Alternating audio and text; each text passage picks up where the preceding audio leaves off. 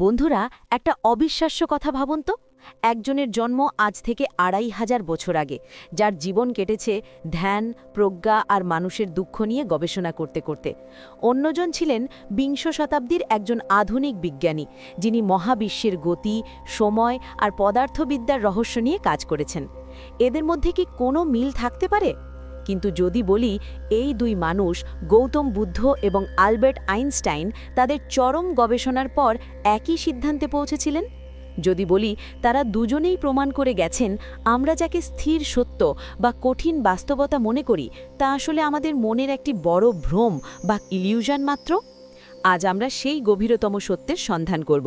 সেই সূত্রের নাম প্রাচীন প্রজ্ঞা ও আধুনিক বিজ্ঞানের সংযোগ সূত্র। আমরা দেখব কেন আইনস্টাইন বলেছিলেন যদি কোনো ধর্ম আধুনিক বিজ্ঞানের সাথে মেলে তবে সেটা বৌদ্ধ ধর্ম। এই ভিডিওটি দেখার পর আপনি আপনার নিজেকে, আপনার চারপাশের সময়কে এবং বস্তুকে আর আগের মতো দেখতে পারবেন না। এটি শুধুমাত্র বিজ্ঞান বা ধর্ম নিয়ে আলোচনা নয়, এটি আপনার জীবনের চাপ ও উদ্বেগ কমানোর গোপন চাবিকাঠি। বুদ্ধ তার সময়ে প্রচলিত বিশ্বাস, বিশেষ করে স্থায়ী আত্মা বা আমি এর ধারণা ভেঙে দিয়েছিলেন। তিনি দেখালেন আপনার ভেতরের সব অনুভূতি, আপনার সত্তা, সবই প্রতি মুহূর্তে বদলাচ্ছে। এটি ছিল তার অভ্যন্তরীণ বিপ্লব। অন্যদিকে আইনস্টাইন তার সময়ে প্রচলিত বিজ্ঞানকে চ্যালেঞ্জ করেছিলেন। নিউটন বলেছিলেন সময় এবং স্থান চিরকাল স্থির। আইনস্টাইন তার আপেক্ষিকতার তত্ত্ব দিয়ে প্রমাণ করলেন সময় বা স্থান স্থির নয়, তারা আপেক্ষিক, রিলেটিভ। এটি ছিল তার বাহ্যিক বিপ্লব। লক্ষ্য করুন, দুজনেই সেই স্থিরতাকে চ্যালেঞ্জ করেছেন যা সবাই শত শত বছর ধরে মেনে নিয়েছিল। এই বিপ্লবী পদক্ষেপই তাদের জ্ঞানের এক চরম স্তরে নিয়ে গিয়েছিল। এই দুই মনীষীর সংযোগের ক্ষেত্রটি হল স্থিরতার ভ্রম, দ্য ইলিউশন অফ পার্মানেন্স। বুদ্ধ আমাদের শেখালেন আমাদের জীবনের সব দুঃখের পেছনের কারণ হল পরিবর্তনশীলতাকে স্থির বলে ধরে নেওয়া। এই নিয়মটির নাম অনিত্যতা। আইনস্টাইন শেখালেন মহাবিশ্বের সবথেকে স্থির বলে মনে হওয়া জিনিস, সময় এবং স্থান, আসলে আপেক্ষিক। এই ভিডিওতে আমরা এই জ্ঞানকে ৩টি ধাপে দেখব। ১. স্থির আমি এবং স্থির সময় কিভাবে একটি ভ্রম। ২. বস্তু কেন কোনো কঠিন জিনিস নয় বরং শক্তি প্রবাহ মাত্র। ৩. ধ্যান এবং গণিত কিভাবে একই পথে সত্যকে আবিষ্কার করে। বন্ধুরা, আমরা আমাদের জীবনের সবচেয়ে গুরুত্বপূর্ণ ধারণাকে চ্যালেঞ্জ জানাতে প্রস্তুত, তা হলো আমি। আমরা বিশ্বাস করি আমাদের ভেতরে একটি কঠিন, অপরিবর্তনীয় কোর সত্তা আছে যা আমাদের ব্যক্তিত্ব, স্মৃতি এবং চেতনার উৎস। কিন্তু বুদ্ধের দর্শন এই ধারণাকেই সবচেয়ে প্রথমে ভেঙে দিয়েছিল। বুদ্ধের মূল শিক্ষা হল অনাত্ম, যার অর্থ নো সেলফ বা স্থায়ী আত্মার অনুপস্থিতি। তবে এর মানে এই নয় যে আপনার অস্তিত্ব নেই, বরং এর অর্থ হল আপনার অস্তিত্বের কোনো স্থায়ী, স্বাধীন এবং অপরিবর্তনীয় কেন্দ্র নেই। বুদ্ধ দেখালেন যা আমরা আমি বলে চিহ্নিত করি তা হল 5টি উপাদানের একটি ক্ষণস্থায়ী এবং নিরন্তর পরিবর্তনশীল প্রবাহের ফলাফল। এই উপাদানগুলি হল পঞ্চস্কন্ধ। ১. রূপ, আপনার শারীরিক দেহ, যা কোষ থেকে অণু পর্যন্ত প্রতি মুহূর্তে বদলাচ্ছে, জীর্ণ হচ্ছে। ২. বেদনা, সুখ, দুঃখ, নিরপেক্ষ এই সব অনুভূতি, যা 1 সেকেন্ড আগেও যা ছিল এখন তা নেই। ৩. সংজ্ঞা, বস্তু বা ঘটনার শনাক্তকরণ, যেমন এটি একটি কম্পিউটার। এই ধারণাটিও আপনার অভিজ্ঞতার সাথে পরিবর্তিত হয়। আপনার মানসিক প্রবণতা, ইচ্ছা, রাগ, ভয়, লোভ, যা আপনার কর্ম তৈরি করে এবং প্রতিনিয়ত বদলে যায়। ৫. বিজ্ঞান, জ্ঞান বা সচেতনতা, যা বস্তুভেদে এবং মুহূর্তভেদে পরিবর্তিত হয়। বুদ্ধের সহজ বার্তা, যেহেতু এই 5টি উপাদান যা আপনার আমি তৈরি করেছে প্রতিটি অনিত্য বা পরিবর্তনশীল, তাই তাদের সমষ্টি আমিও কোনো স্থির সত্তা হতে পারে না। আমি কোনো বস্তু নয়, এটি একটি প্রবাহ মাত্র। একটু ভাবুন তো, যদি আপনার আমি স্থির না হয় তবে কেন আপনি অতীতের কোনো ভুলের জন্য এত বেশি নিজেকে দোষ দেন? কারণ আপনি সেই চলন্ত প্রক্রিয়াকে স্থির বস্তু ভেবে আঁকড়ে ধরছেন। এই স্থির আমিকে ধরে রাখার প্রবণতা থেকেই জন্ম নেয় সব দুঃখ। এটিই হল বুদ্ধের অভ্যন্তরীণ বিমূর্ততার সূত্র। এবার আমরা বাইরের মহাবিশ্বে তাকাই। আমরা সবাই মনে করি সময় হলো একটি অভিন্ন, সার্বজনীন এবং স্থির প্রবাহ, যেন পৃথিবীর সব ঘড়ি একই তালে চলছে। নিউটনও এটাই বিশ্বাস করতেন। তিনি বলেছিলেন স্থান অর্থাৎ স্পেস এবং কাল অর্থাৎ টাইম হল পরম বা অ্যাবসলিউট। কিন্তু আলবার্ট আইনস্টাইন তার আপেক্ষিকতার তত্ত্বের মাধ্যমে দেখালেন যে এই পরম সময় ও স্থানের ধারণা সম্পূর্ণ ভুল। আইনস্টাইনের আবিষ্কার হল আলোর গতি সব পর্যবেক্ষকের জন্য স্থির বা কনস্ট্যান্ট। এই একটিমাত্র সত্যকে রক্ষা করতে গিয়েই তাকে এমন এক বিমূর্ত সিদ্ধান্তে আসতে হলো। যদি আলোর গতি স্থির থাকে তাহলে স্থান এবং কালকে অবশ্যই পরিবর্তনশীল হতে হবে। আইনস্টাইন প্রমাণ করলেন, ১. সময় প্রসারণ বা টাইম ডাইলেশন। আপনি যত দ্রুত গতিতে চলবেন, আপনার কাছে সময় তত ধীরে চলবে। যদি দুজন মানুষ ভিন্ন গতিতে চলে, তাদের কাছে সময়ের পরিমাপ ভিন্ন হবে। ২. স্থান কাল অর্থাৎ স্পেস টাইম। স্থান এবং কাল আলাদা নয়, তারা একীভূত হয়ে স্থানকাল নামক একটি স্থিতিস্থাপক জাল তৈরি করেছে, যা বস্তু বা ভরের দ্বারা বেঁকে যায়। সময় এখানে আর পরম শাসক নয়, এটি একটি বিমূর্ত স্থিতিস্থাপক মাত্রা, যা আপনার গতির ওপর নির্ভর করে পরিবর্তিত হয়। সময় এখানেও একটি প্রবাহ, যা স্থির নয়। এখানেই দুই মনীষীর চিন্তা এক বিন্দুতে মিশে যায়। অভ্যন্তরীণ জগৎ, বুদ্ধ। স্থির আমি এর ধারণা হল অভ্যন্তরীণ ভ্রম, আমি একটি প্রবাহ। বাহ্যিক জগৎ, আইনস্টাইন। স্থির সময়ের ধারণা হল বাহ্যিক ভ্রম, সময় একটি প্রবাহ। আইনস্টাইন এবং বুদ্ধ উভয়ই আমাদের শেখাচ্ছেন আমাদের স্বতঃস্ফূর্তভাবে পাওয়া বাস্তবতার ধারণাগুলোই সবচেয়ে বেশি বিভ্রান্তিকর। সত্য নিহিত আছে সেই বিমূর্ত প্রবাহে, যা আমাদের নিয়ন্ত্রণের বাইরে এবং ক্রমাগত পরিবর্তনশীল। এই জ্ঞান আপনার জীবনে শান্তি আনতে পারে। যখন আপনার মনে রাগ বা দুশ্চিন্তা আসে, তখন নিজেকে বলুন, এই রাগ স্থায়ী নয়, এটি একটি অস্থায়ী প্রবাহ মাত্র। যখন আপনার প্রিয়জন দূরে চলে যায়, নিজেকে বলুন, সময়ও স্থির নয়, এটিও আপেক্ষিক। এই বিমূর্ত দৃষ্টিভঙ্গি আপনাকে আসক্তি এবং দুঃখ থেকে মুক্তি দেবে। যদি আমি স্থির না হয় এবং সময় স্থির না হয়, তবে আমাদের চারপাশের বস্তুগুলোর কি হবে? যে টেবিলটি বা চেয়ারটি আপনি দেখছেন, তার কি কোনো চূড়ান্ত অস্তিত্ব আছে, নাকি সেগুলোও কেবলই ভ্রম?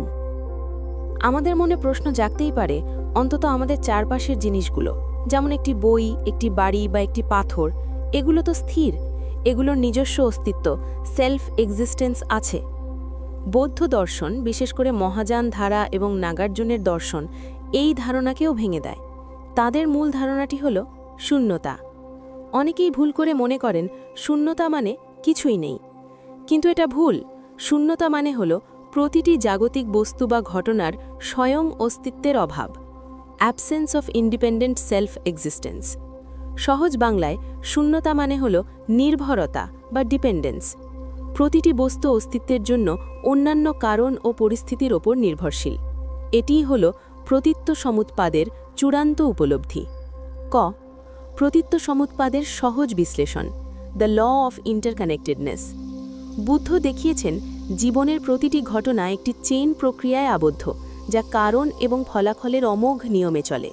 একটি বস্তুর অস্তিত্ব এই শৃঙ্খলে আবদ্ধ। একটি উদাহরণ, ধরুন আপনি একটি পেন্সিল ব্যবহার করছেন। পেন্সিলটির অস্তিত্ব কি নিজেই তৈরি হয়েছে?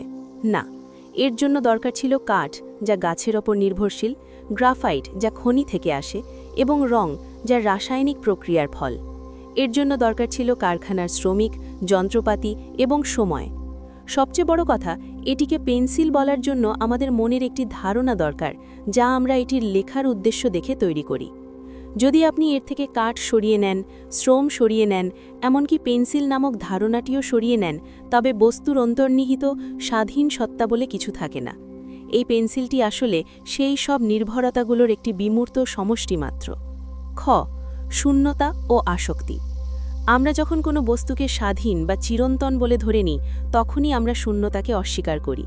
এই অস্বীকারের ফলেই আমরা বস্তুটিকে আঁকড়ে ধরি, বা আসক্তি বা অ্যাটাচমেন্ট, এবং তা থেকে দুঃখ উৎপন্ন হয়।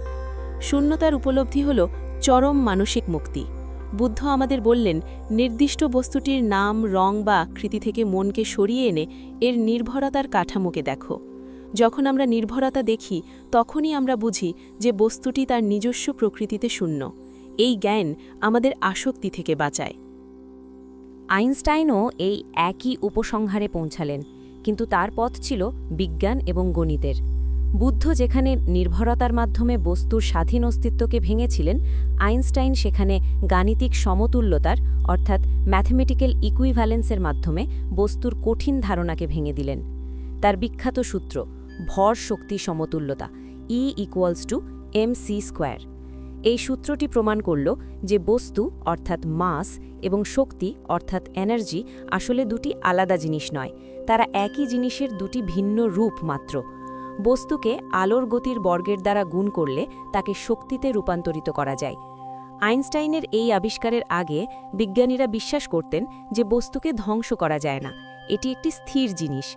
কিন্তু E=mc² প্রমাণ করল বস্তু হল শক্তিরই একটি ঘনীভূত জমাট বাঁধার রূপ মাত্র। ক, বস্তুর কোনো কোর নেই। আইনস্টাইনের বিজ্ঞান এবং তার পরবর্তী কোয়ান্টাম পদার্থবিদ্যা বস্তুর ধারণাকে আরও দুর্বল করে দিল। ১, বস্তু হল শক্তি।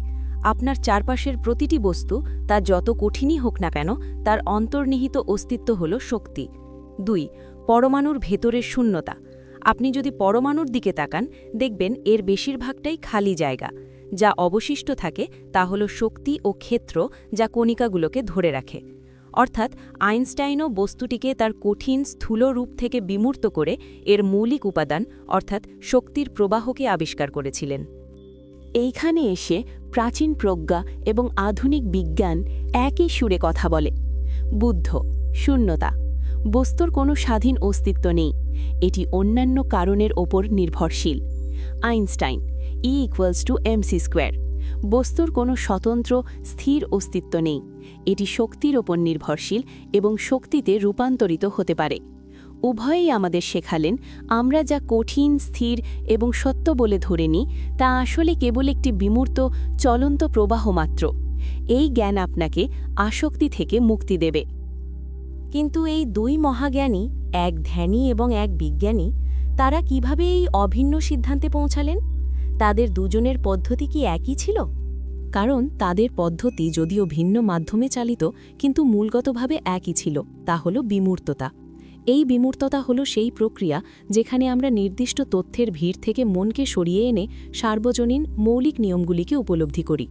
ক, বুদ্ধের ধ্যান ও মানসিক বিমূর্ততা। বুদ্ধের পথ ছিল অভ্যন্তরীণ বিমূর্ততা। অমানসিক বিমূর্ততা। ১, মনোযোগের স্থূলতা থেকে মুক্তি। আমরা সারাক্ষণ আমাদের ইন্দ্রিয়গ্রাহ্য অনুভূতি যেমন ক্ষুধা, রাগ, আনন্দ এবং জাগতিক বস্তুগুলোর প্রতি মনোযোগ দিই। বুদ্ধ প্রথমে আমাদের মনকে এই নির্দিষ্ট এবং পরিবর্তনশীল মনোযোগের স্তর থেকে সরিয়ে আনতে বলেন। ২, কারণ শৃঙ্খলে ফোকাস। ধ্যান বা বিপশ্যনার মাধ্যমে আমরা আমাদের মনের গভীরে যাই। আমরা কোনো নির্দিষ্ট রাগ বা দুঃখ নিয়ে চিন্তা না করে দেখি এই রাগ কেন জন্মালো, এর কারণ কি, এর জন্ম ও ক্ষয় কিভাবে হচ্ছে। চূড়ান্ত বিমূর্ততা। এই প্রক্রিয়া হল এক ধরনের মানসিক ফিল্টার। আমরা বিশেষ ঘটনা থেকে মনকে সরিয়ে এনে সাধারণ, সার্বজনীন নিয়ম উপলব্ধি করি।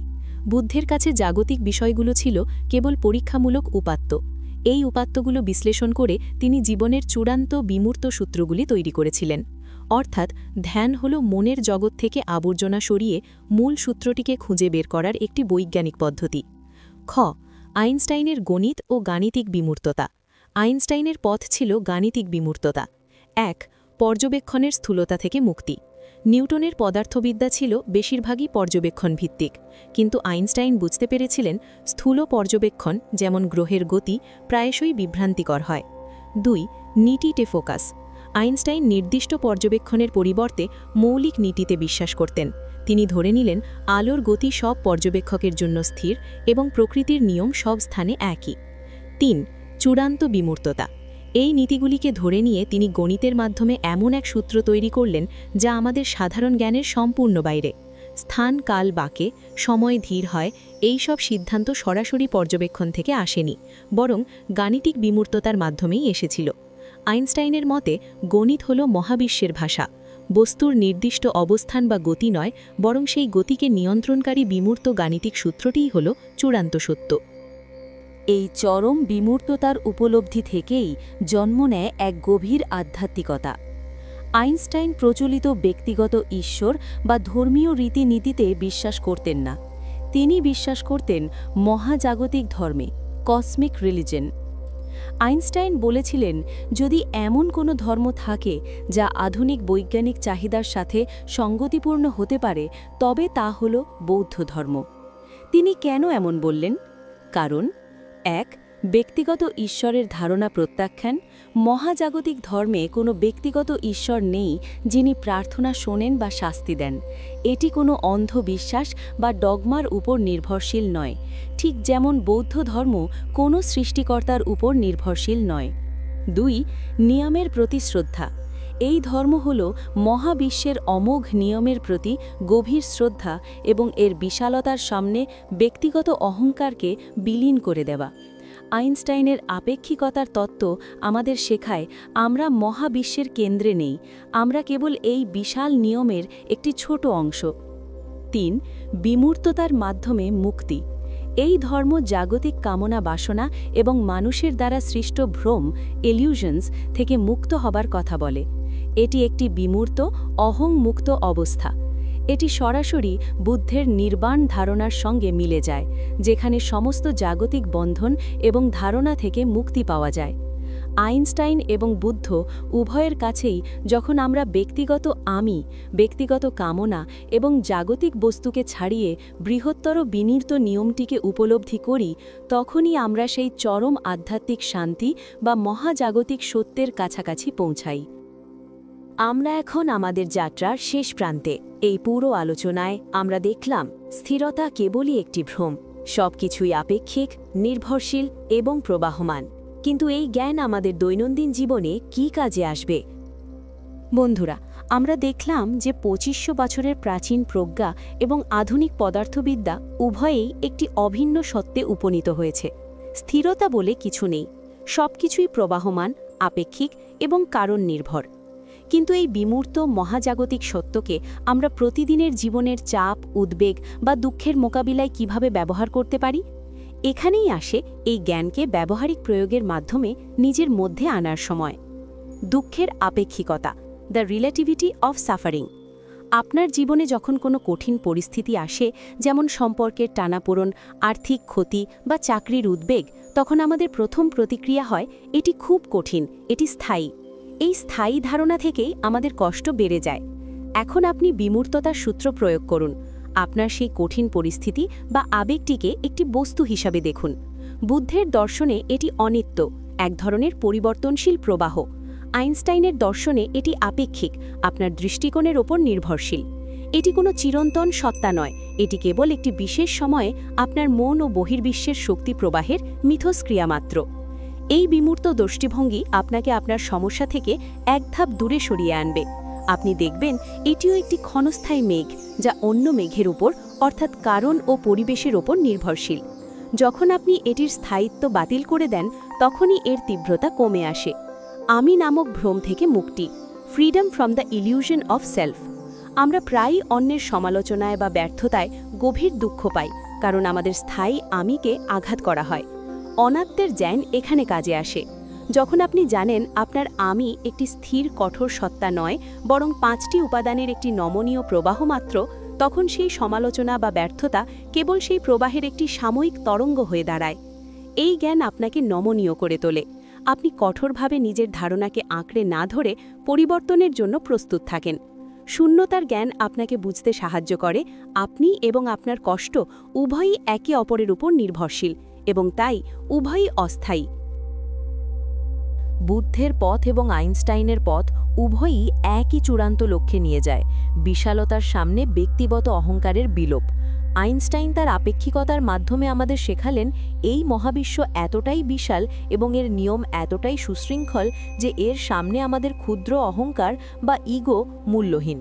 যখন আমরা এই মহাজাগতিক নিয়মগুলিকে বুঝতে পারি, তখন আমাদের জীবনের ব্যক্তিগত দুঃখ বা উদ্বেগগুলো আপেক্ষিকভাবে ছোট মনে হয়। বুদ্ধ আমাদের শেখালেন আমাদের অভ্যন্তরীণ জগতও এই মহাবিশ্বের মতোই সুশৃঙ্খল এবং নিয়মতান্ত্রিক। আমাদের দুঃখ ঠিক একটি গ্রহের গতির মতোই কার্যকারণ সূত্রের মাধ্যমে পরিচালিত। যখন আমরা এই নিয়মটি বুঝতে পারি, তখন আমরা দুঃখের কারণকে ধ্বংস করে দিতে পারি। বিমূর্ততার সূত্রটি এটাই। চূড়ান্ত সত্য কখনোই আপনার চোখের সামনে থাকা স্থূল বস্তুতে বা আপনার মনের সাময়িক শান্তিতে নিহিত নেই। সত্য নিহিত আছে সেই বিমূর্ত নিয়মে যা সব কিছুকে চালনা করছে। এই নিয়মকে জানলেই আপনি মুক্ত। এই জ্ঞান আপনাকে ভয়, লোভ এবং স্থিতিশীলতার মিথ্যা আশ্বাস থেকে মুক্তি দেবে, কারণ আপনি এখন জানেন সব কিছুই ক্ষণস্থায়ী, এবং এই ক্ষণস্থায়ী প্রবাহের প্রতি সচেতনতাই হল জীবন। আজ আপনি এই মাস্টার ক্লাস থেকে কী নিয়ে যাচ্ছেন? এই মুহূর্তে আপনার জীবনের কোন স্থির ধারণাটি সবচেয়ে বেশি কষ্ট দিচ্ছে? আপনার আমিয়ের ধারণা নাকি সময়ের অভাব? সেই ধারণাটিকে একটি বিমূর্ত, নির্ভরশীল, ক্ষণস্থায়ী শক্তিপ্রবাহ হিসেবে দেখা শুরু করুন। আপনার নতুন উপলব্ধি কমেন্ট বক্সে জানান। আপনার চিন্তাভাবনা অন্যদেরও এই বিমূর্ততার পথে হাঁটতে সাহায্য করবে। যদি এই আলোচনা আপনার মনের গভীরে প্রভাব ফেলে থাকে, তবে বেবিউটি লাইক করুন এবং এই চ্যানেলটি সাবস্ক্রাইব করে রাখুন, যাতে আমরা এমন আরও বিমূর্ত আলোচনার মাধ্যমে আপনার জ্ঞানকে প্রসারিত করতে পারি। ভালো থাকুন, সুস্থ থাকুন এবং সত্যের প্রবাহে মুক্ত থাকুন।